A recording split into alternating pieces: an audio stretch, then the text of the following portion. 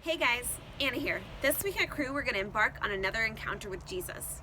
And this week we see Jesus has been traveling throughout Israel, throughout the countryside, from village to village, performing miracles, teaching, healing people, doing amazing things, and he started to draw really large crowds. Jesus has become a big deal.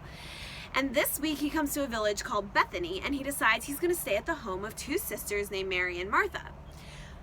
And this is a huge deal. He is probably the most popular person in all of Israel. He's performing miracles. People are wondering, like, who is this man? No one's ever heard teaching like his before. He's huge. And he says to Mary and Martha, hey, I'm going to stay at your house. So they're freaking out, like trying to make preparations, get everything ready for Jesus. There's a ton of pressure to be really hospitable, the best host for the most popular man in all of Israel. And so they're freaking out. And just like us, when we get stressed or in high pressure, high stress, high anxiety environments, we tend to get snappy with each other, irritated, more likely to get in fights. And sure enough, these two sisters get in a fight. But they actually take their fight to Jesus. And they're like, hey, Jesus, who's right here? Like, what should we do about this? And Jesus gives these girls a really interesting answer that we're going to look at today. And his answer for them also applies for us whenever we're experiencing high pressure, high stress environments, and we are just like crippled with anxiety.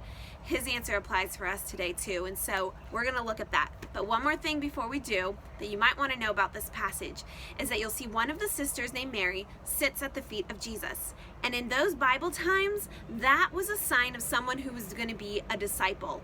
You're learning from the teacher, you're sitting at their feet.